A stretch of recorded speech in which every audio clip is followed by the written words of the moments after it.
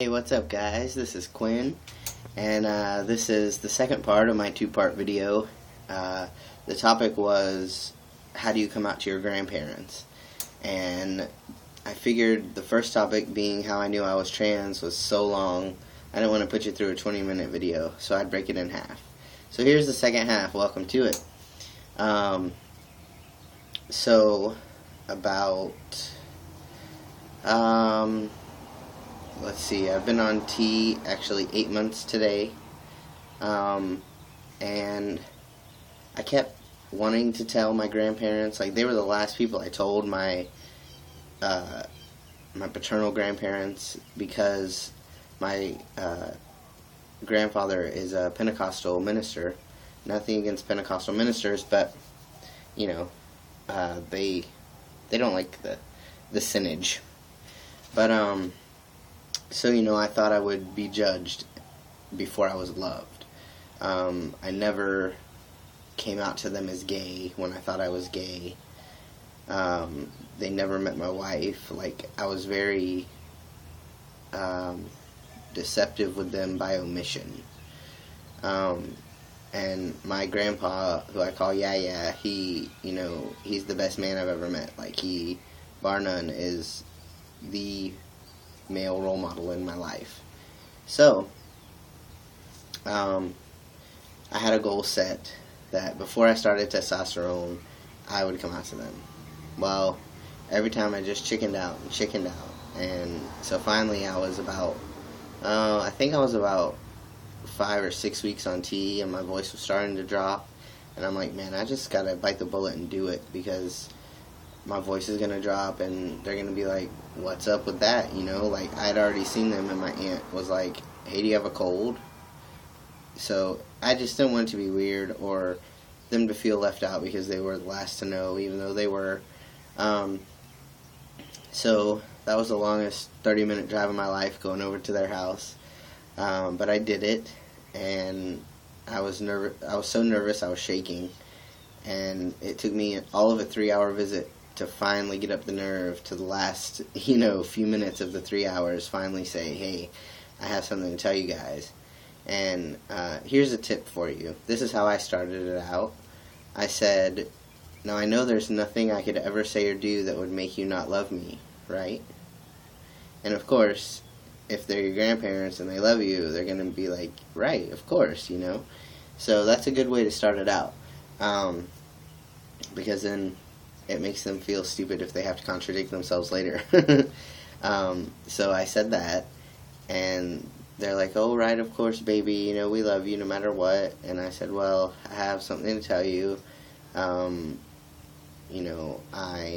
am transgender. Do you know what that means?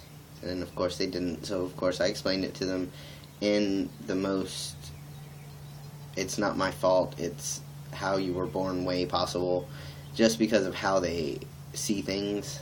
And so I told them, about the whole hormone wash when you're an embryo or a fetus or whatever you are,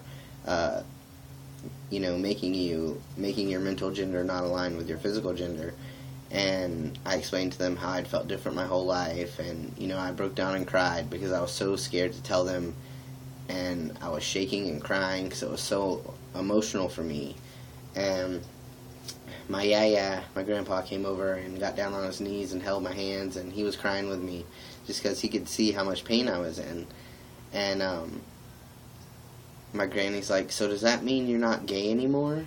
And I'm like, yeah, that's right, Gran. And she's like, oh, really? Like, she was so excited for that, because in her eyes I was going to hell if I was gay. And I'm like, I'm a boy, like, I was born this way, I can't help it that I was born with a misaligned body, but that's just the cards I was dealt. And then they're like, well, I don't really completely understand. So I was like, okay, Granny, it's like if you were born as a female, and you looked down and you saw a penis, or you looked down and you didn't see breasts, or vice versa, with my grandfather, you look down and you see breasts. That's exactly how I feel. And they kind of started to get it. They're like, oh, okay, I think I get it, kind of. But by the end of the conversation, I was showing them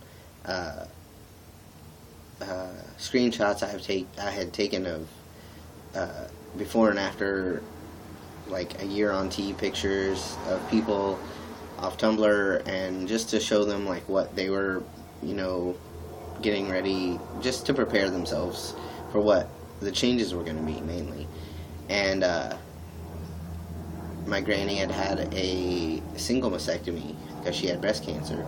So we were kind of talking about top surgery, and at the end of it all, they were like, you know what, we love you no matter what, there's nothing you can do, you can't help this, so it's fine. And my granny even said, I love you, Quinn. And that was the only time that they used my real name and not my birth name. And so, it was a good thing. It was great. It was one of the greatest days of my life, and I couldn't believe they took it so well. So then, fast forward, 7 months or so, and my granny passes away. It feels fucked up to say it was a long time coming, but she was sick for a good bit. I mean, we all were slowly preparing ourselves for the eventuality that she would pass, but still, you can never prepare yourself. It took me by surprise, even though I kind of figured. I don't know, but anyway, so I got to say goodbye to my granny. She was conscious but not awake. Like, she would kind of flutter her eyes and moan a little bit, so you knew she was in there, but she didn't actually speak to me. The last time I spoke to her was Christmas, but at one point I was holding her hand and she squeezed it back, and I had been talking to her and stuff, so I feel like she heard me. I feel comfortable in the fact that I got to say goodbye to her, and that she loved me right up until the end. So the day after that, I was with the family, and they all still call me by my birth name, which I accept. I accept that from them. Like, my grandparents are in their late 80s. Like, as long as they love me, I don't care what they call me. As far as everyone else, that's different, but I'm not going to pressure an 87-year-old, about a name or a pronoun when, they have a hard enough life already. Anyway, so the next day, we gathered to, just be together and mourn my granny's passing. We had lunch together, my grandfather, my aunt, and her son, who was also a Pentecostal minister. And it was fine. We had lunch and we shared stories about Granny and went through pictures to prepare for the funeral slideshow. My grandfather gave me her dress and glasses and everything to take up to the funeral home for her to be buried in and everything. So I was really a part of things. And then the next day, I came over and I knew that my father would be there. And we are way estranged. We don't speak, we don't call. I haven't had a relationship with him since I was 11, and even then it was strained. And, just like any kid wants their parents' approval, I went in there hoping that, maybe this is the time that he'll be like, come here, baby, I love you, But no, I came in and went to hug him, and I got this. Which, being a man, fine if you want to shake my hand, but, if you're my father and I'm holding out my arms to you for a hug, and you can't hold out your hand for a handshake, like, that says something. That's pretty shitty. And he didn't look at me in the face, he didn't speak to me, he didn't say one word. His wife was just as icy to me. My aunt and cousin and grandfather, who I had spent the day with before, were all there. The only difference was my father and his wife and my aunt's grandkids, my cousin's kids, were there.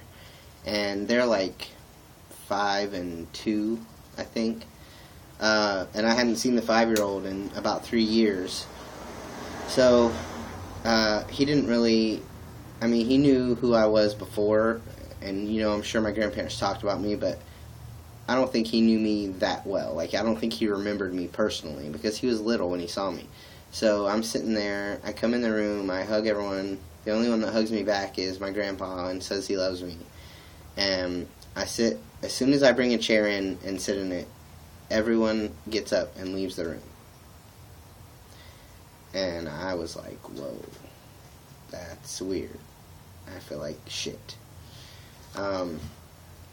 And so my cousin actually was the only one that didn't leave the room, because he was on the computer preparing for my granny's funeral, scanning all the pictures in and stuff. And so I kind of started to attempt small talk with him.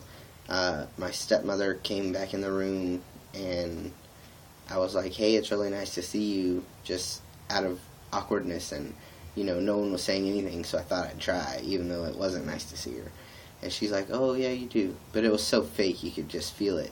And so anyway, I decided that I was going to write, because my dad kept coming in the room and, like, or not coming in the room, but coming into the threshold of the room and, like, turning around and going back out. And he was just like, he couldn't sit still. Obviously, he couldn't be in the same room with me. And he told his wife, come on, we got to go to Walmart. And about that time, I decided that I was going to write my father a letter and say everything I had to say out of love and out of a good place of, you know, maybe Granny's death can bring us closer finally.